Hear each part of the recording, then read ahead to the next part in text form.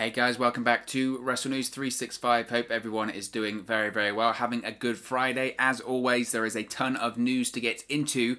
So let's get straight into today's story. Starting off with the story that's really been dominating the week, I suppose, and that is this Monday Night RAW rating, the record low rating that we saw come out on Tuesday after this week's edition of Monday Night RAW. And reportedly, we have a bit of an update as to how this has been received, as it were, in the upper echelons of WWE when it comes to the officials and executives in the company. Now, it has been reported that the officials have, quote, got the message after the record low Raw ratings. Now, of course, this week's low WWE Raw ratings were said to be a wake-up call for those in the company. As previously reported here, this week's WWE TLC Go Home edition of Monday Night Raw this past week drew an average of 1.527 million fans, which was down 12% from last week's 1.737 million viewers. Monday's show drew a new all-time low in total viewership, a new all-time low in viewership for every single hour, and a new all-time low in the key demographics. So all-time lows across the board here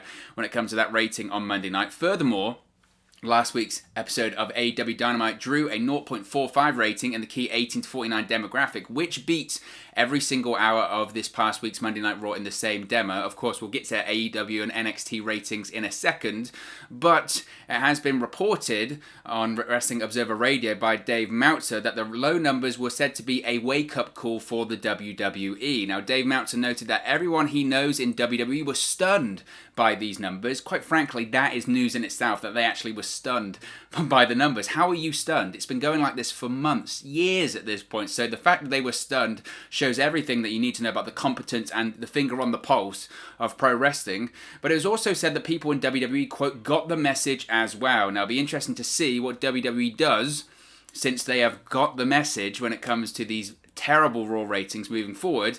And if anything major happens, of course, at the TLC pay-per-view on Sunday, it's really their first opportunity to react to these bad Monday Night Raw ratings. Now, it has been expected that WWE Chairman and CEO Vince McMahon will react to the ratings with some sort of significant angle or reboot on WWE's flagship show on Monday nights, as he's done in the past, but that has yet to be confirmed. It was also reported earlier this week via WrestleVotes, very reputable online Twitter source, that record low numbers for Monday Night Raw were not sitting well with the WWE higher-ups. People in the company expected to see some reactionary decisions to be made, but no other details have yet been provided. So the idea that WWE officials, including Vince McMahon, get the message after these record low Raw ratings, no, they don't. I mean, literally, I was thinking about this. How was I going to talk about this? What were my opinions on this? Because before I record the video, I like to think, what am I going to say here? And a lot of the time, I try not to think too much. I try and react and be as honest as possible and have it as real as possible. I don't like things being overproduced or anything like that. And I was thinking, what's really my opinion on here? And the idea, really, realistically, the idea that WWE gets the message, of course they don't. And I was genuinely thinking of going, no, they don't, let's move on. Because they don't get the message. They don't get the message. This has been going on. At this point, Monday Night Raw, we're in 2020. We're nearly at the end of 2020. The Raw ratings have been going down, down, down, down slowly for 20 years at this point. They get the message now. It's too late. It's too late. The message, they get the message. What's message that is that Raw's a terrible show, and they've only just figured that out now. People have been saying that for 20 years at this point. And some of the idea that we're going to have this reactionary decision and we're going to see these ideas and this creativity that's going to fix Monday Night Raw. Let me remind you, we go through this process nearly every year at this point. Some of the ideas that we've had to shake up Monday Night Raw or fix Monday Night Raw, get the ratings back up when it comes to Monday nights. It was 2 years ago, nearly to the day. 2 years ago, it was on the December 17th episode of Monday Night Raw in 2018. 2 years ago, WWE, the Monday Night Raw viewership, once again, like it did now, hit an all-time record low at that point of 2.193 million. That was a record low. Raw would be very, very happy to do that right now. SmackDown's just about doing that right now. It was an all-time low for Monday Night Raw, and then a week later, the McMahon family comes out, Vince McMahon, Stephanie McMahon, Triple H, Shane McMahon, and they do the whole speech, right? We're going to give you what you want. You're the authority. We're going to shake things up. We're going to do things right. We haven't been doing a good job lately. Well, quite frankly, if that's the case 2 years ago, what kind of job have you been doing now? Because it's a hell of a lot worse. That was 2.193 million. This past week, it was 1.5 million. I mean, how low do you want to sink? You don't get the message. You didn't get the message then, so you certainly don't get the message now.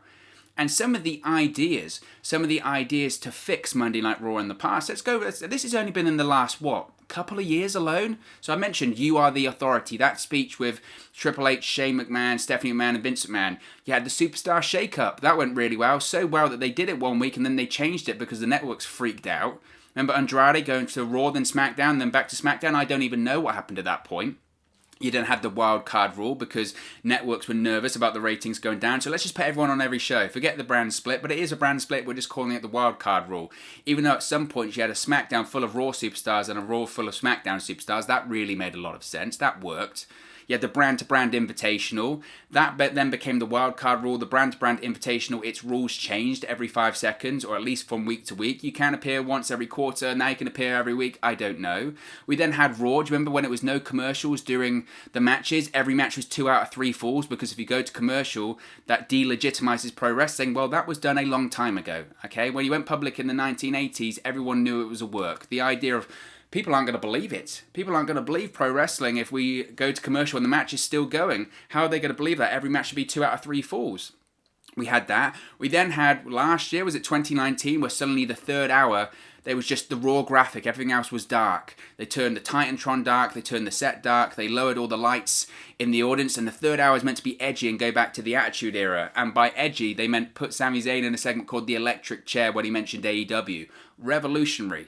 That lasted, for about 5 seconds? You had the 24/7 championship. That's going really well. You had Raw Underground earlier this year. That's going to shake things up. That got cancelled after, 10 weeks, if that? I mean, in fairness, I was critical of the idea at first, but I don't even think they gave it a chance. Retribution across both brands earlier this year. That was going to shake things up on Raw and SmackDown. All of these ideas don't work. Right? All of these ideas don't work because fundamentally the changes that are needed are way more than this creative idea or a hot angle or a hot segment. It's far worse, Monday Night Raw. Their problems are far worse than that, and it's going to take far more to fix Monday Night Raw than a good angle or a good idea. It's a 3-hour show. It should be 2 hours. The way they produce their TV is stuck in the 1990s. It's the exact same setup, a one-camera shoot backstage and the segments in the office and all this kind of stuff. The way the Titantron is set up with the ramp going straight to the ring, that setup is exactly the same as it was in 1997. Nothing has changed. The show is old, it's stale, it's too long, it's boring, it's overly produced. And it's not in the 21st century. It certainly isn't in 2020. It's not... talk about having your finger on the pulse of what pro wrestling fans want. And I'm not saying AEW is that because, quite frankly, AEW gets under 1 million viewers live every single week. Raw does get more viewers. You could argue that's because just purely viewership habits and they've been in that time slot on that day for so long that it is routine viewing. But it's becoming routine viewing for less and less people. And whilst AEW did go down this week, in general, they're going back up to what they were doing pre-pandemic. And if they didn't have NXT on Wednesdays, they would be higher than that also. They'd be a lot closer to Monday Night Raw. And it's just this idea. It's this idea that, we're going to have these changes. We're going to have these reactionary changes. That's going to fix Raw. It's not. It's far, far worse than that. And again, I mentioned all of those ideas when they got the message before over the last couple of years. We get the message. We'll do something good. That creative team. We'll be super creative. That'll get even worse. Right? They've done that before. I look back to 2014. This was 6 years ago at this point. The famous or infamous segment at this point of Triple H coming out. They had him do a segment where basically he ripped into all of these vocal people, the vocal minority on social media when he did the whole, me and my friend Mark, right, they're calling us Marks, we're going to stop watching. I'm going to tweet about it. I'm going to be angry about it, but I'm going to tune in next week. Just for reference, that episode of Monday Night Raw in July of 2014 drew 4.43 million viewers. This past week's episode of Raw drew 1.527 million viewers. So that speech that they told Triple H to do at the time, that speech that probably came from Vince McMahon and the higher-ups, we know what you want better than you know yourselves, you're going to tune in anyway regardless of what we give you. Well, they did stop watching. They did stop watching. You beat us into the ground, you did your very best, and we did our very best to try and stay watching, but eventually we turned off because it's just not must-see TV anymore. The irony being is that it's called Raw, and it's meant to be raw, live energy. There's nothing raw about it. There is nothing raw about it at this point, and that's the massive problem. People don't care to watch because they can watch it the next day in 5 minutes on YouTube and then realize, man, that was a bad show. I'm really glad I didn't stay up to watch that 3-hour show. So the idea that, oh, we get the message, don't worry, we're going to fix it. You don't get the message. You haven't got the message for 20 years. So how come you get it now in 2020? It's ridiculous. It's such a hilarious story, quite frankly. Now, let's stick with ratings. Let's talk about AEW and NXT's ratings from this past week in the Wednesday Night Wars, because AEW saw a big drop in viewership from last week, whilst NXT saw their viewership rise. So week 62 of the Wednesday Night War saw AEW Dynamite defeat NXT once again in viewership and in the key demographics. Wednesday's live episode of Dynamite drew 806,000 viewers on TNT, topping the 766 garnered by NXT on USA Network by 5.2%. This is according to Showbuzz Daily, as always. Now, AEW ranked number 3 in the cable top 150, while NXT ranks number 34. AEW tied 62 in viewership with CNN's New Day at 7 a.m., whilst NXT ranked number 67 in viewership. Now, of course, this is a drop-off because last week's episode of Dynamite on TNT drew 995,000 live viewers and was ranked number 2 in the cable top 150 and number 55 in viewership. Last week's post-War Games edition of NXT on the USA Network, whereas drew 659,000 and ranked number 37 in the cable top 150 and number 75 in viewership. Now, AEW drew a 0.32 rating in the key 18 to 49 demographic, beating the 0.19 scored by NXT in the same demo last week by 68%. Last week's AEW show drew a 0.45 rating, while the NXT episode drew a 0.17 in the same demographic. So why did NXT and see this rise, and why did AEW see this decrease? Well, it's interesting. It's very, very interesting. Now, of course, this week's past NXT episode, that's actually the best number of total viewers they've done since Halloween Havoc, which drew 876,000 viewers in October. So why this decrease for AEW and why this rise for NXT? I think it probably comes down to a variety of factors, as always, like anything does with ratings. Like I always say, they don't tell the whole story, they tell a part of it, but they certainly do tell a part of the story, and they do have importance in 2020. I think the issue when it comes to AEW this week, even though it was live, I don't think they promoted the show very well. I think you have to look at all the momentum that they had over the last couple of weeks with the Impact Wrestling relationship and Sting in the company. It just felt this week that they did take their foot off the gas. I don't know if that's just me, but I did feel like this week's episode was kind of a lull, if that makes sense. I felt that the last 2 weeks were so red hot with these red hot angles, and obviously the Winter is Coming edition of Dynamite. They were really on a roll, and it was, you had to tune in because you didn't know what was going to happen. Every single week, AEW was offering something bigger, better, and exciting, and it really was, I mentioned with Raw, must-see TV because you didn't want to miss anything. And it did feel like this week going in that it just didn't feel must-see, and I think that reflected in the ratings. Obviously, also you have to think when it comes to pro wrestling ratings in December, this is what I always say, is that ratings do decline in December when it comes to pro wrestling, and you have to realize that AEW has a much younger audience than NXT. The demographic that NXT thrives in is the 50-plus demographic, and traditionally they are more likely to tune in every single week regardless, whereas the younger demographic, which AEW has, is a bit more flimsy when it comes to their viewing patterns, especially at certain parts of the year. AEW usually struggles at Thanksgiving. They did last year, they did this year, and I think it'll be the same over the holiday period for Christmas as well, because that younger audience is more inclined to be busier over the holidays and be doing other things, whereas the older audience are more stuck in their viewership patterns, which I think is why NXT did better themselves this week, is because they're stuck in those viewership patterns. But also, I think they had a better promoted show, quite frankly. They had better matches lined up. Of course, you had all of this set up for the New Year's Evil event next year as well. So I think that's a factor as well. So there's a variety of factors there. I think AEW will respond in the new year just like they did last year. But it'll be interesting to see what happens over the next couple of weeks. But certainly interesting. When the numbers came out, I was like, whoa, I didn't expect NXT to increase that much. Probably expected the drop-off from AEW, quite frankly, because like I said, that younger audience is a bit more temperamental in terms of their viewership habits, whereas the older audience is not. But the increase just shows if you promote a good show, people will jump over. And I think that was the issue this week, is that AEW didn't have a super promoted show and stuff that hooked people in.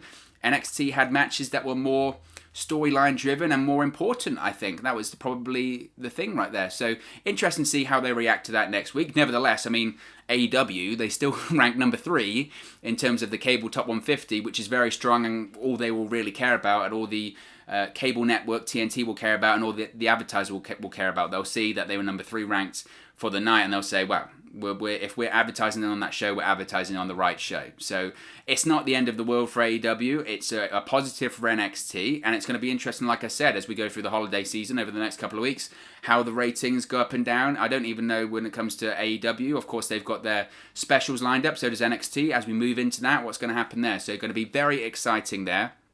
Let's switch paths to WWE. Let's talk about Otis, because one of the big stories last week, of course, was this report about Vince McMahon not being happy with the way that several big men worked in WWE on the main roster right now, and sent a bunch of them to the WWE Performance Center to train twice a week. One of those names, of course, was Keith Lee, which caused uproar, and another name was Otis. Now, as I mentioned, Vince McMahon, this was the report that he reportedly threw a fit about the working ability of certain main roster talents, and was especially upset with some of the big guys on Raw and SmackDown. Now, Vince McMahon reportedly ordered some of these wrestlers back to the WWE Performance Center to undergo 2 training sessions per week.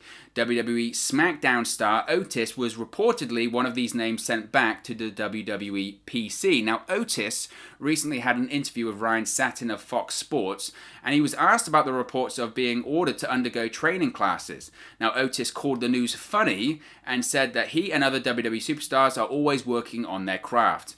This is what Otis had to say to these reports. He said, quote, "I think it's always been there. It wasn't like, hey, we were told to do this and that. The Performance Center is a tool for us to get better.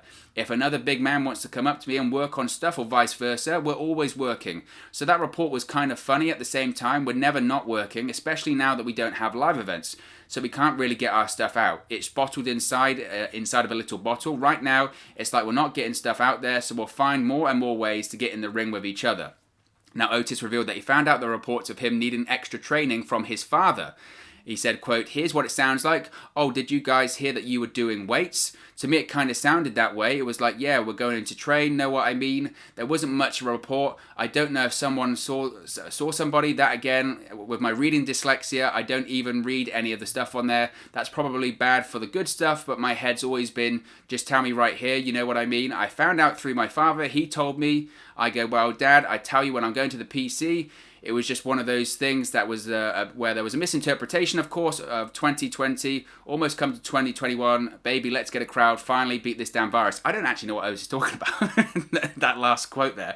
That just seemed to me like an absolute ramble. But it's interesting that his first comments about, well, you know, going to the Performance Center, it's training, it's just working on our craft. What is interesting to me when it comes to that is Ryan Satin pretty much said the same thing on Twitter like 2 days before. So he obviously did that interview of Otis, or at least that was the line that he was told from his sources, probably Otis, that, you know, we're just going to the Performance Center, we don't have live events at the moment, we're just working on our craft. And I do agree with that to an extent. I agree with what he said, because as I mentioned, Ryan Satin tweeted this on social media before he did this Otis interview. He said, "Am I the only one that's not really angry or irate about these Performance Center reports? They don't have live events at the moment, and they're just trying to work on their craft and improve. Nothing wrong with that." And it's kind of like, you do have to take everything he says with a pinch of salt at this point, that he is working with Fox Sports. And I know that he'll say, "I'm an impartial analyst, blah, blah, blah," but you're hardly going to criticize and heavily critique the WWE product or anything like that. I don't know if he's done loads of comments about Raw's ratings being terrible or all that kind of stuff. Probably not. Nevertheless, I do agree with the thing that they don't have live events, and you do improve by having matches, you do improve by having terrible matches on the live events in front of a crowd.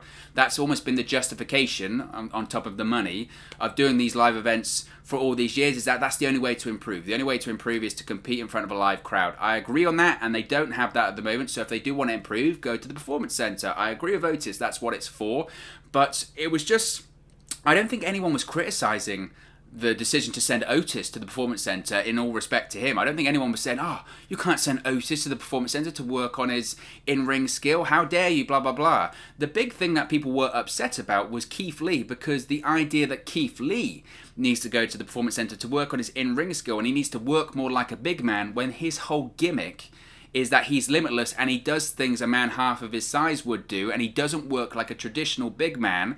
yet he has to go to the Performance Center to learn how to work like a big man. That was the thing that people are upset about. So when it comes to, I can't believe people are upset about this whole report, that's not true. People are upset about aspects of the report, specifically the Keith Lee part of it. I don't recall seeing anyone go, Otis being sent to the Performance Center, how dare they? The report said it itself. The reason he was sent there is because he was a little bit stiff in the ring. That's happened for years at this point, and they get trained on live events, of course, to not be as stiff. Rob Van Dam was another example of that. He got complaints when he was first in WWE. This guy's a bit stiff, a couple of broken noses, a couple of bloody lips with his kicks and all that kind of stuff. He was told, soften up in the ring. I don't know if he did, but Otis, I guess, is the same. He's a bit stiff. He's a strong guy. He broke all kind of powerlifting records, I think, at the Performance Center. So I think a lot of guys are at the Performance Center right now working on their craft. There's nothing wrong with that. I think the thing when it came to that report that people were upset about is the fact that Keith Lee himself had to go to the Performance Center to work like a big man when that's not his gimmick. That was the thing I think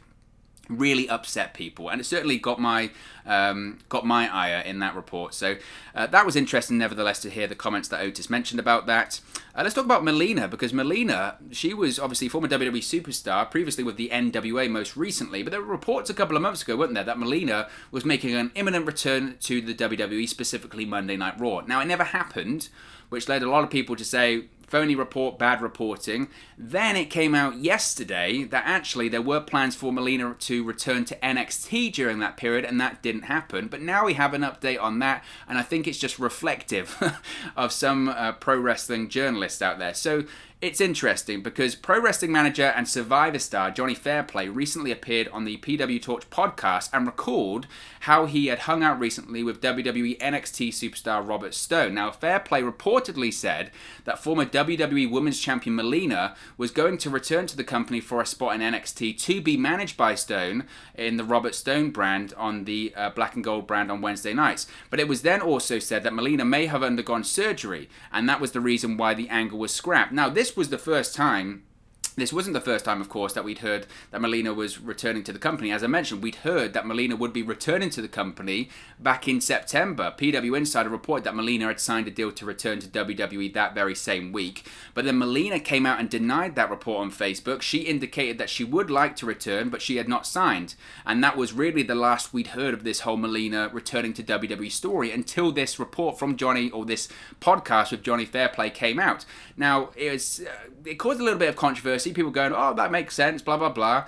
But then Wrestling Inc. reached out to Johnny Fairplay last night, and he said that his comments on the PW Torch podcast were misunderstood. He said that he saw Robert Stone 2 weeks ago at a charity event and they hung out, but he heard the Melina return reports on another podcast, because previously on the PW Torch podcast, he said that Robert Stone had told this. Now he's saying, no, I heard that on another podcast. That's what I was talking about.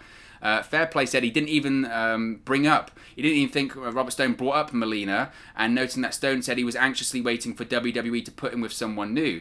Fairplay said the quote from his comments on the PW Torch podcast were two separate statements, one about hanging out with Robert Stone and another referring back to Melina. He acknowledged the misunderstanding could have been his fault, but recalls taking a breath or a pause between the two statements. According to Fairplay, this wasn't a case where he said he went to Stone and was told about Melina, but he said that he went to hang out with Stone and then recalled the Melina news he heard on another podcast and continued his sentence on Stone before. Now, of course, there's no word yet off WWE if they do have plans to bring Melina back. The Robert Stone brand has been off of NXT TV since October following Elia's loss to Tony Storm. Stone often teases potential acquisitions on Twitter, but the group is down to he and Elia these days. At one point, Stone also had Chelsea Green and Mercedes Martinez, but they both left the Robert Stone brand. What a weird story. What a weird story. I don't know.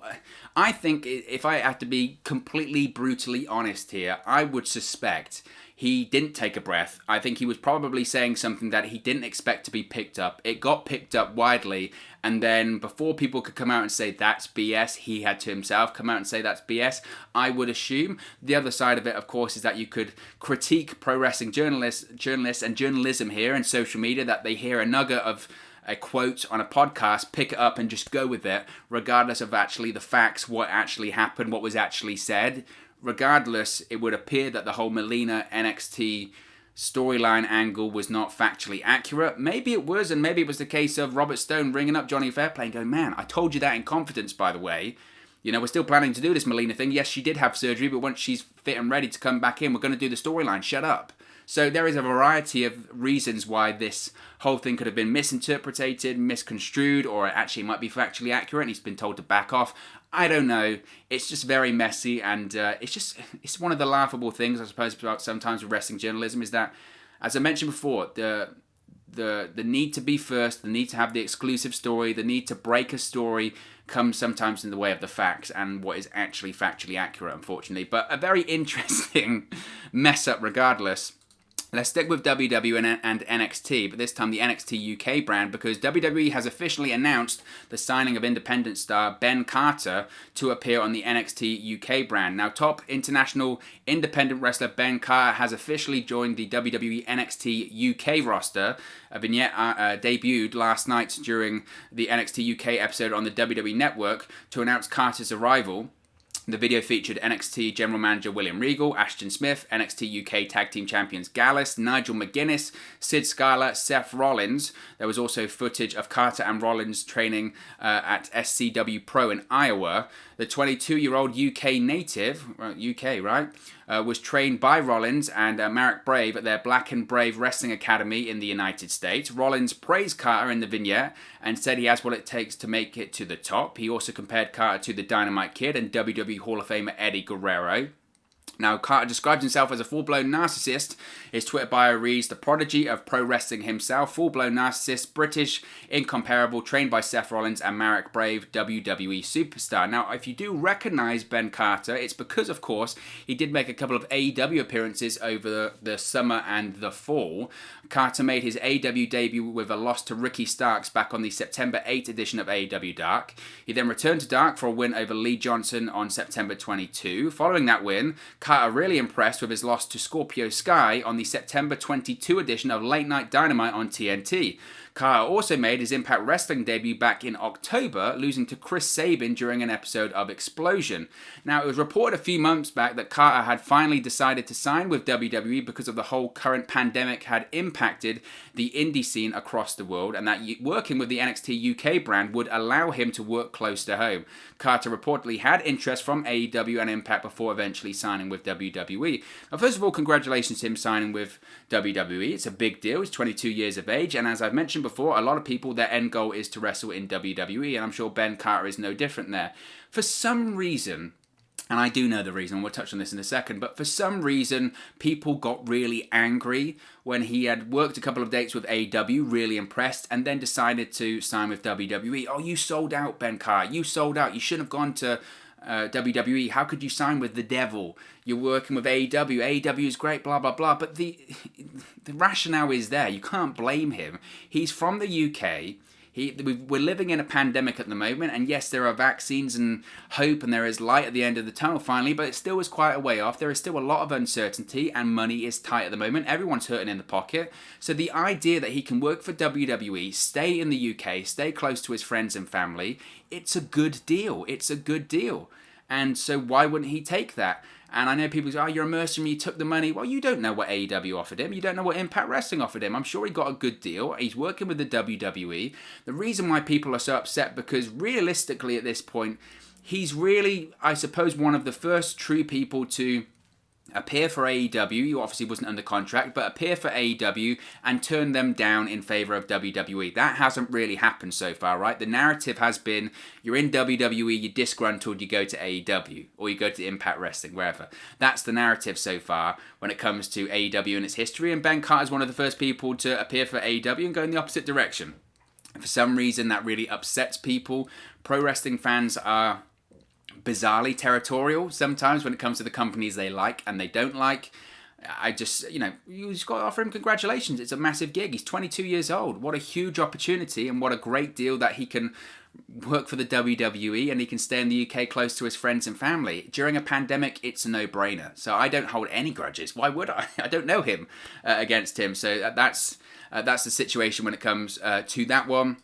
some news for TLC, specifically the Randy Orton versus Fiend match, because we have an update about what the match type will be on Sunday. We're going to be dropping a load of previews for all of the big matches for TLC, so be sure to subscribe bottom right hand corner so you don't miss those. But the first ever Firefly Inferno match has been announced for WWE TLC on Sunday. Now, WWE announced this yesterday that Randy Orton versus the Fiend Bray Wyatt at Sunday's TLC pay-per-view will now be a Firefly Inferno match. Now, what is a Firefly Inferno match? We don't know. We don't know, but obviously it's a play on the classic Inferno matches that we have seen over the years in WWE. We've actually seen 4 of them, with the ring surrounded by fire. Now, the original Inferno match came, of course, at WWE Unforgiven in 1998, as The Undertaker defeated Kane by setting his arm on fire. We also saw one more on Monday Night Raw. The last Inferno match we saw, a proper Inferno match, was at Armageddon 2006, as Kane defeated MVP by setting his body on fire. Now, I must stress that people are thinking, right, this is going to be an Inferno match, the way you win is going to set your opponent on fire. I would go back to the most recent match type of that sort of scenario, which was actually at SummerSlam 2013, I believe, which was a Ring of Fire match, including Bray Wyatt and Kane, where essentially it was an Inferno match, but you didn't win the match by setting your opponent on fire. The way you won the match was by pinfall or submission, but it was the same kind of setting with the fire surrounding the ring. I suspect it would probably be the same at TLC, because at the end of the day, this isn't 1998 or 2006. WWE is still TV PG, which means I don't think even on pay-per-view they would want to be broadcasting something, or even on their network, they would want to be broadcasting a situation where you can set your opponent on fire to win a match. Just maybe. So I would suspect it's probably just essentially the Ring of Fire that they did at 2013 SummerSlam with Kane and Bray Wyatt. I would probably assume it's going to be that the way to win is by pinfall or submission. But it could be a scenario where it's actually some sort of cinematic match from the Firefly Funhouse. It is called a Firefly Inferno match. And obviously the match comes off the segment on Monday Night Raw this past week where Randy Orton trapped Bray Wyatt in a box on Raw, set it on fire as Bray Wyatt went into the box, but the Fiend popped out and took down Randy Orton with a mandible claw. So, I mean, I don't know really what this match is going to consist of. It's interesting. Talk about drawing people in.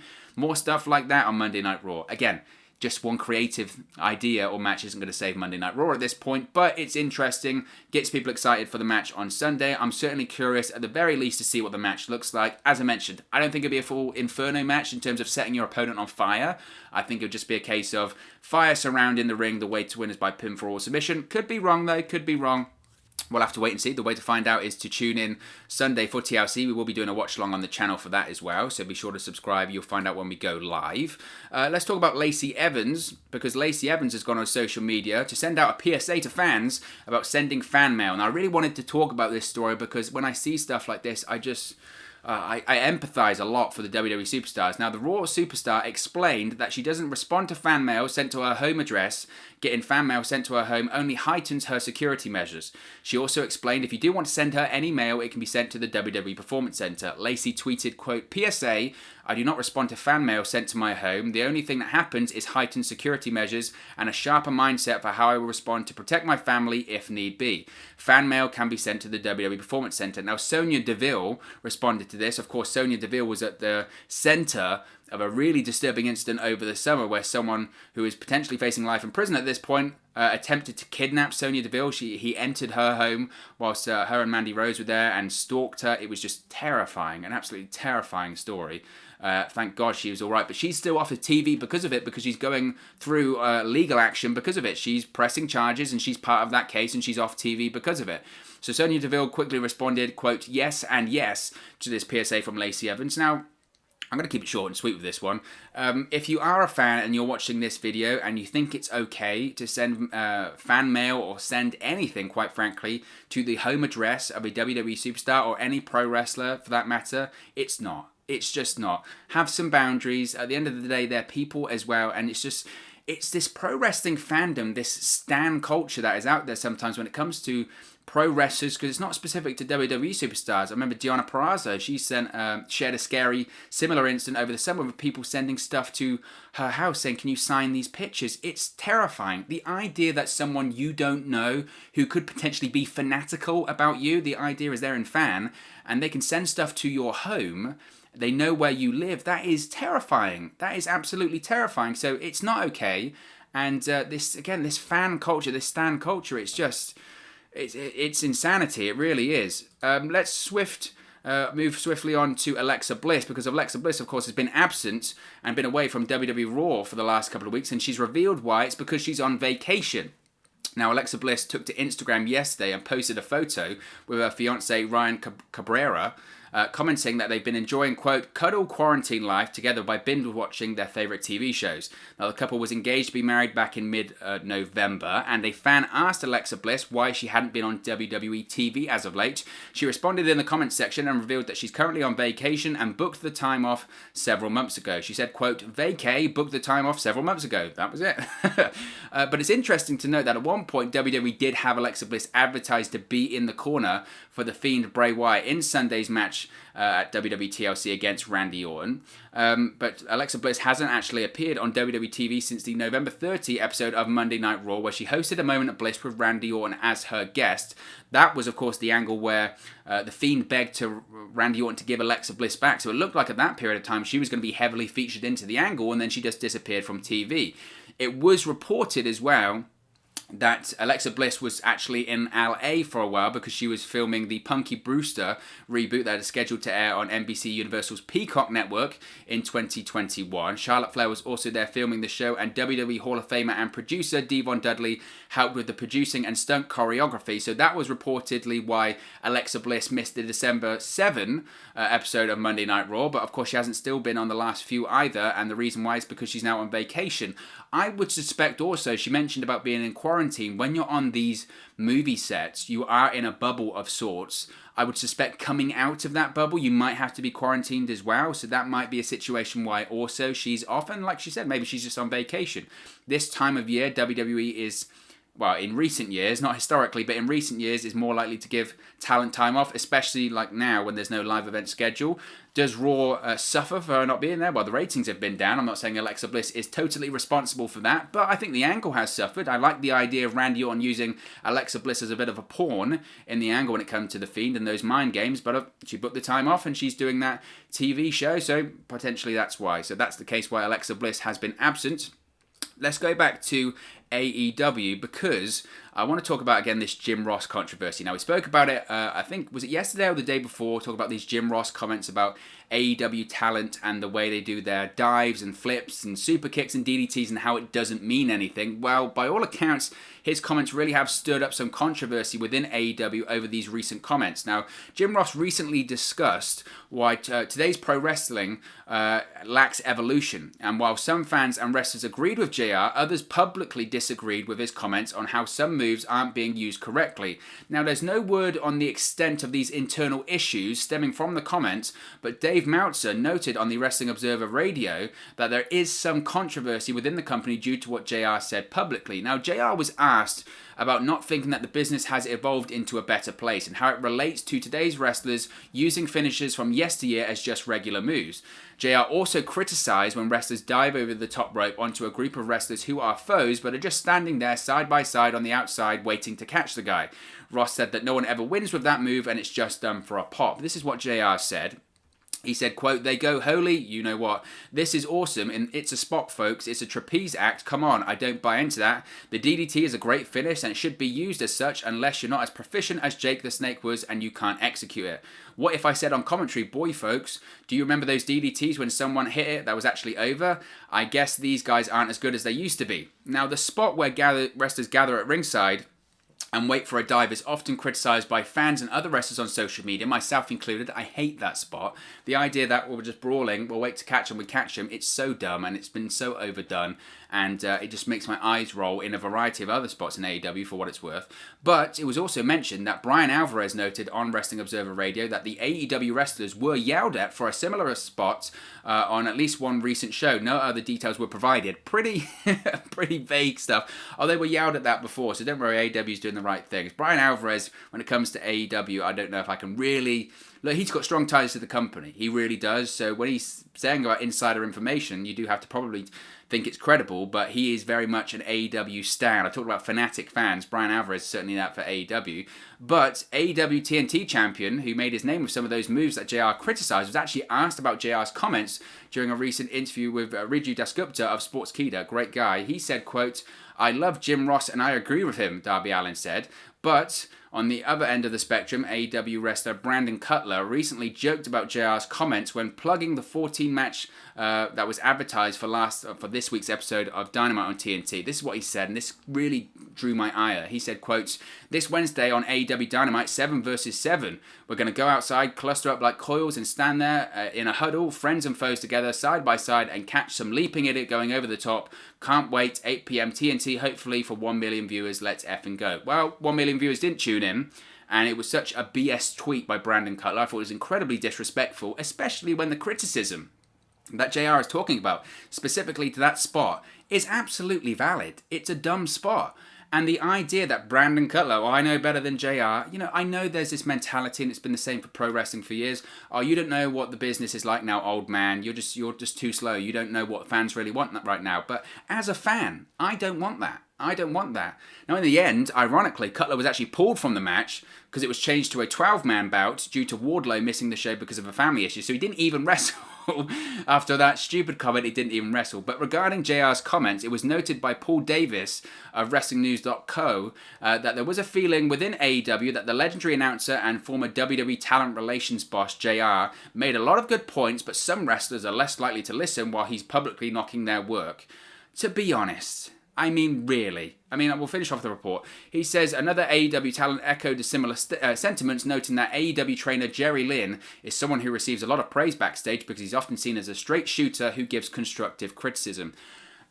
The idea that they go, well, they shouldn't be doing it publicly, or, I'm sure JR has told this to several talents there, and I'm sure it's got to the point where if he talks to them, they just roll their eyes, go, okay, old man, go to the commentary booth, you don't know what you're talking about. When he does, it's valid criticism, very valid criticism, and he's probably doing it on the public forum of his podcast, one, because that's his job for the podcast, but two, because he's probably said it a million times and they're still not listening. He has to go into the public forum to actually get their attention. And the idea that some people in AEW, well, you criticise me in the public forum, just take the criticism. Honestly, it's not a good look for them to say, I can't believe you're criticising me. It's valid criticism. If you can't take it, then why are you in the pro wrestling business in general? You're a public figure and you're a pro wrestler. Social media, unfortunately, is here to stay in this modern era of pro wrestling. You have to take the good with the bad. And it's constructive criticism. It's not a case of there's no purpose behind it or there's no rationale or meaning behind it. It's constructive criticism of how to make your work better, the product better. And you're angry because, he did it publicly and I don't like the criticism. Honestly, do me a favour. Do me a favour.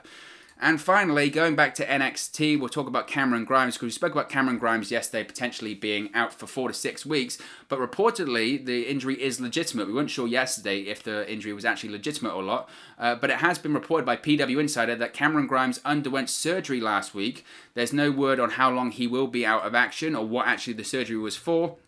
But it looks like he will be on the shelf for a little while. The storyline reason for Grimes' injury was that Timothy Thatcher twisted his leg on last week's NXT show, which saw Tommaso Ciampa defeat Grimes in singles action. After the match, Grimes confronted Thatcher over his interference, but Thatcher grabbed him by the leg and twisted it, sending him to the ground. NXT was on the recent NXT injury report, it was announced that Grimes suffered some sort of leg injury at the hands of Thatcher and he was out of action. There was no timetable for his return.